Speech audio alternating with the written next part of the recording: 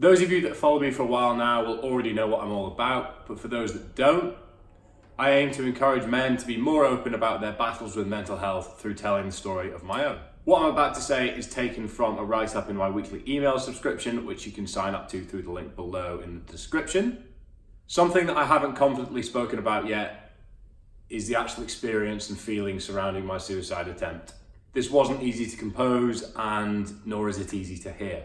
Word of warning, I aim to be explicit here in an attempt to draw attention to the reasons why we need to take action to prevent people from getting to the stage that I did.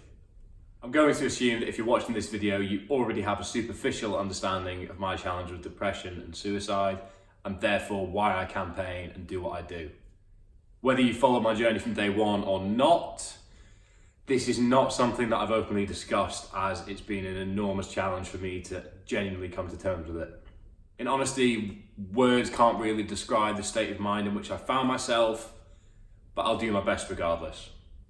As I've mentioned before, I didn't believe in the notion of depression until it affected me directly. I thought it was an excuse for the weak-minded and just another way for people to justify not doing things to themselves.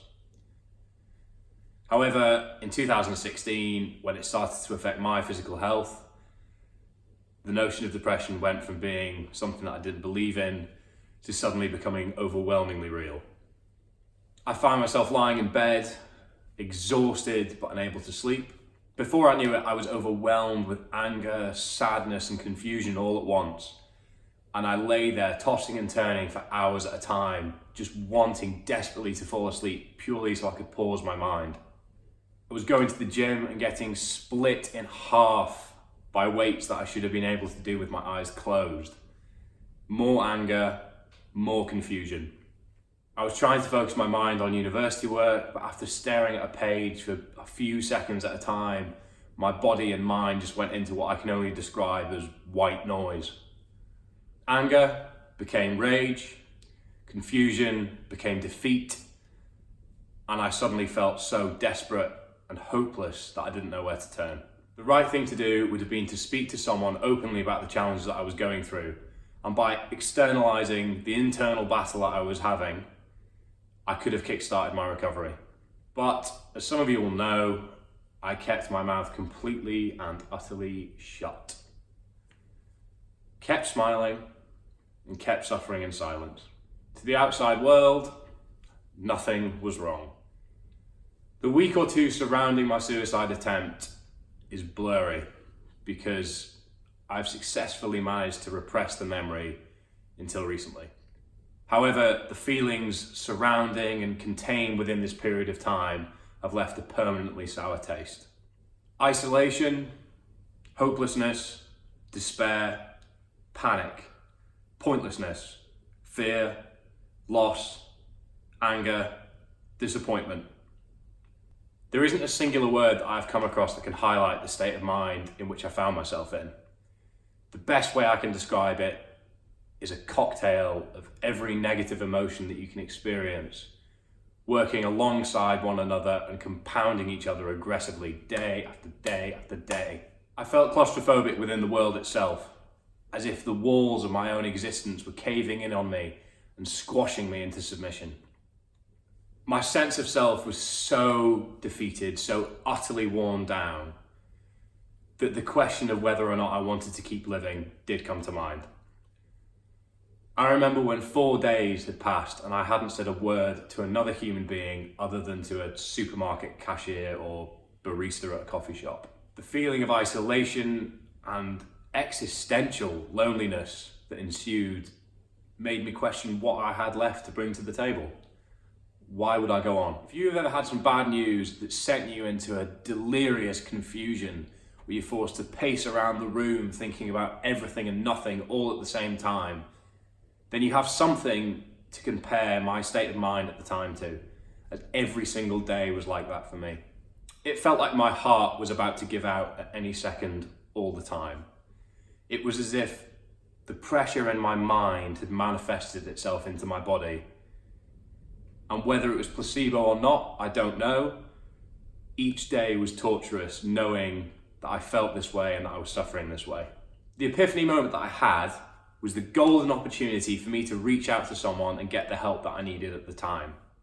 I was entirely defeated and felt like I had nothing left to give to myself or anyone else in this world. Instead, I chose drastic action and attempted to take my own life.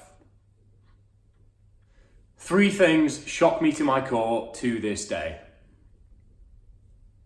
Did I consider the ramifications of what I was about to do?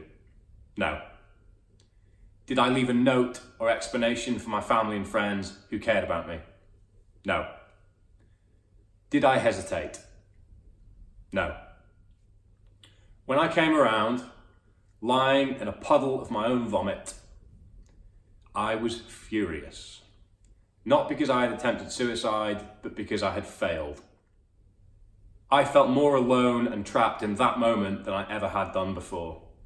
The logical thing to do at this point would have been to contact my family and friends and let them know what had happened. Instead, I lay there, semi-conscious, as I was, for the best part of a day. Most of you will know what happens next. I knew something had to be done, so I bought myself a dog.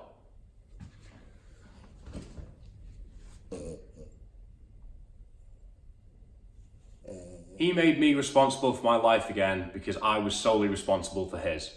Returning to the 3 things that shock me now, there is an important point to be made. This being that suicide and depression transcends all rational thought, but as a society, we still attempt to rationalize it. When it comes to suicide, the question of why is almost impossible to ignore. But most of the time, those that suffer in such desperation do not necessarily have an answer. Conventionally, when attempting to understand and prevent suicide, we start from the top down, when in reality, we are much better starting from the bottom up. Take it from someone who spent a long time trying to rationalize my suicide attempt from the top down and gained nothing but further confusion. Whereas when I start from the beginning, which is the bottom in this case, and understand how my depression manifested itself over time, within a broader framework rather than just the outcome itself, it becomes much easier for me to comprehend how I got to the stage that I did. My biggest challenge since confronting the trauma of what happened is coming to terms with the fact that everything that's happened since then, every time I've laughed, every moment I've cherished, everything that I've done, almost never came into existence.